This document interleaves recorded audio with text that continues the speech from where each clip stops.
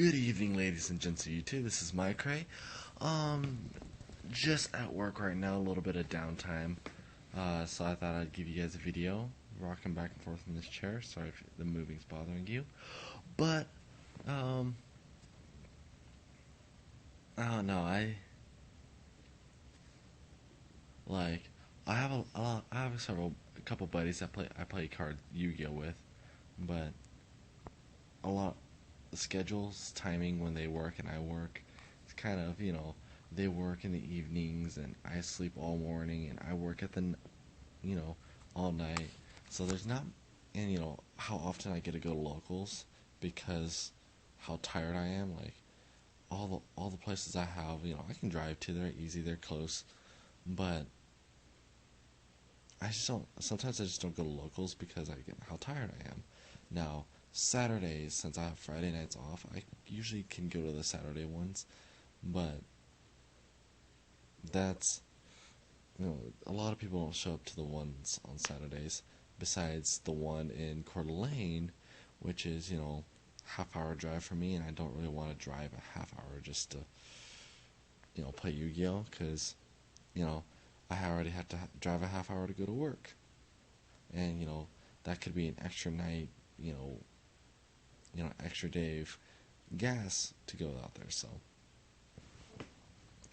But, I was making this video just to, because I've been playing the game since I was 8 when it came out back in 2002, 2001, 2002, something like that. I think it was 2002.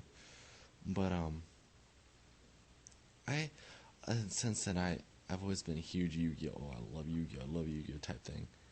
And lately I've been feeling like I was 8-year-old Keith again. My name's Keith, by the way, so, but, I don't know, the only other person, because my girlfriend Bree, she, plays with me, but she gets annoyed if I ask her, hey, I want to play a lot, so I just, usually let her ask, or occasionally, what do we want to do, and there's nothing to do, okay, let's break out the decks and play. But, also, when I see something that, kind of excites me, her mind level, where she's at, with knowledge about the game, she doesn't see why I get excited about some stuff. But, so I thought maybe I'll do a little Yu-Gi-Oh! A series on Yu-Gi-Oh! It's called, My Excitement. Now, as you guys should know, I don't like playing competitive. I would go to competitive scenes just to have fun and meet people, play cards, just game I love. I love the game, so there's a lot of, there's some cards I don't understand rulings on, and I don't know. But in this video, I wanted to talk about the newest deck I've been playing is Infernoids. And kind of future ban list, not this upcoming ban list, but just overall in the next year or so. And this is also mixed in with the new support release for the next 2 sets for Infernoids. Now, a lot of people, you got 2 people about when they talk about the Infernoid deck. They say Infernoids are good, and then there's the other people who say Infernoids are not good. And then you got the other people. Okay, there's 3 people. But I'm the third person who says they have potential, but they also can. It's a Saki deck. That doesn't, it gets to be inconsistent. I mean, that's why you have to do a lot of cards that, that's why you have to play the Raidens, and I have to play the Lilas and the Card Troopers, and that's why you have to play the Reasonings and the Needlebug's Nests, But just to get the ball rolling. Well, I was looking at the future support. There's coming out with some pretty cool cards in the next set. Cross Souls, I believe it's called. We're getting 3 new monsters, a new trap, and a new spell. Now, this trap is, I don't think there's a good Infernoid trap at all. All the traps would be good if they changed a little bit of the effects, none of the standby phase crap. With Void Launch would be way better. You can activate it during either player's turn, or not just during your standbys. I think it's stupid. I mean, makes the deck like if you want to run pure Infernoids with the void spells and traps. Yeah, like I try making the deck competitive, but I still want to have fun playing it. Oh, I'm sorry, it's kind of cold and I I don't know how to. I'm not smart when it comes to thermostats, so I just rather not touch it because I work, you know. But this the spell that's coming out is a continuous spell card called Void Frozen Void. Basically, searches out all void spells and traps except a copy of itself in null and void. Well, you know that's good because right now the only void card for Fortnite players uses the Void Seer, which you don't really care to search that out. It can go in the graveyard for all you care. But I guess deck thinning is always nice. But I'm a fan of boss monsters, and in the new set, we have Anuku already, the level 10 guy. Banish 3 from your hand or graveyard, special him to the field, blows up all other monsters. Negates spell and trap card activations, and then banishing them if you tribute off him or himself or another monster you control. But this monster's, level 9, 100 attack and defense less than Anunku. Her name, I'm calling her because her name's Lilith. Lilith's a girl's name, I don't care what you say. If I had a daughter, I would name her Lilith, Lily, something like that, because I love the name. But anyways, um, uh, it basically does the same thing, but it blows up.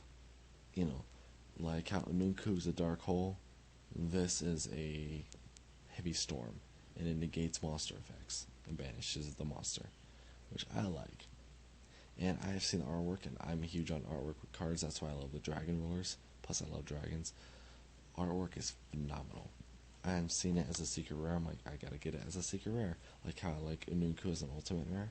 Now, like when I go to get the card, I'll play one copy of her in my deck, take my second copy of Ununku out, and side deck second copies of both. Because in their rights, there's some decks one's better than the other, and I want to have that second copy, but I like to have one copy of each. Another monster, which a lot of people are really like woohoo about, I kind of like. It's a level 1, and that's coming out Cross Souls, because they're having two level 1s announced. First one is good, but it's not as good as the second one. I'm talking about the first one right now. Spins back, set your opponent's set cards to their deck, and you cannot activate them in response. It's a Night Beam. I mean, that is amazing.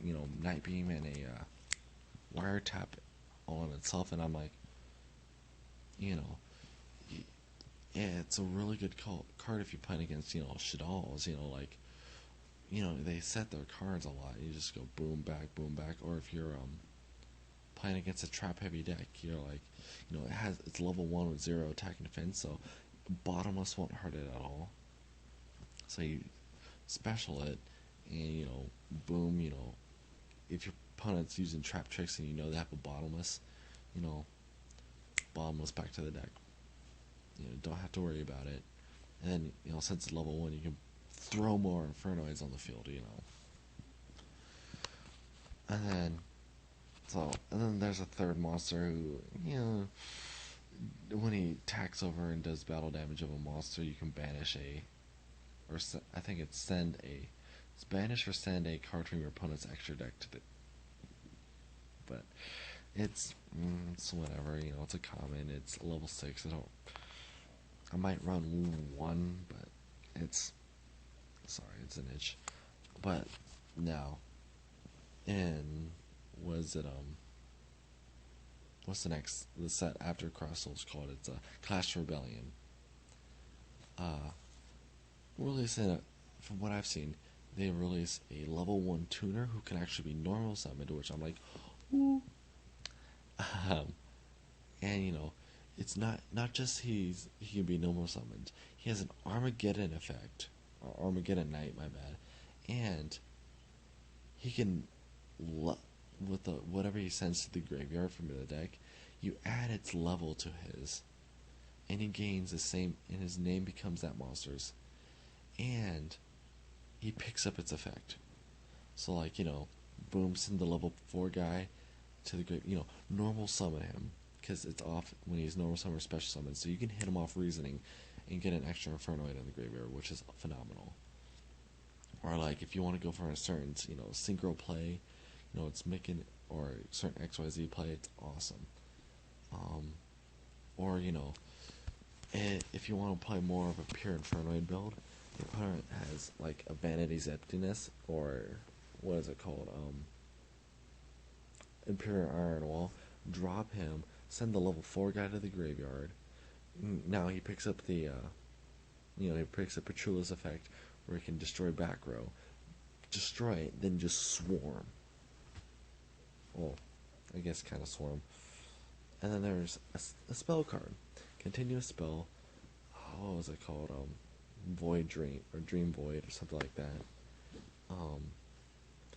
All Infernoids whose original levels 2 or higher, levels become 1. So you can have 3 the level 8. You can have the level 8 guy, level 7 guy, the level 10. You got the level 9. You can have them all on the field at once, and not have to worry about a thing. And then you can send that face-up card to the graveyard, and you can fusion summon using Infernoids from your hand or graveyard, 1 Infernoid fusion monster. And, has the Shaddoll fusion effect, where if your opponent has a face-up XZ monster, or, face-up monster from the extra deck, and you don't, you can use up to 5 cards from your graveyard for the fusion summon. Which brings us to the new card, the Infernoid Fusion, where he's pretty cool. You need one level, Anunku the level 10 guy, and 1 Lilith the level 9 guy. And sorry about that, client. But so you have the level 9 guy, level 10 guy, and you can use as much Infernoids as you want. And for the effect, since at this point there will be 11 different Infernoids, so you can. But it has an effect that activates when it's special summoned. Now this monster, I think it's like level 11, 3400 attack, 3600 defense. Really beautiful artwork. Oh my goodness, I can't wait. It looks like it's going to be an ultra rare, which I think it looks really good as an ultra rare. But you send 3 more. You use 3 more Infernoids for its effect, so you just use the 2. A lot of people have been getting pissed when you say, "Oh, add the extra Infernoids for the names," and then people get pissed because you're comparing it to JD and Lightsworns. It's just extra banish fodder. Now, with this fusion summon, you need the extra names. So for each different name you use, if you use 3, I think it's. I forgot what all they do. I'm doing this video on my phone if you can't tell. But I know the effects, but I don't know how much you need for each of them. I know there's 3 or more, 5 or more, 8 or more, and 10 or more. But once each player sends the top 3 cards of their deck to the graveyard, once each player sends, I think it's 3 monsters from the extra deck to the graveyard, you can return 3, each player returns 3 of their banish, can return up to 3 of their banished cards to the graveyard. And then, if it's 10 or more, each player sends their entire hand to the graveyard. A lot of decks can't really do top decks, so that works. But I'm just really excited about this. I need to get it out of my chest. I want to hear what you guys think about these cards. Leave a like, comment, subscribe. Until next time, bye-bye.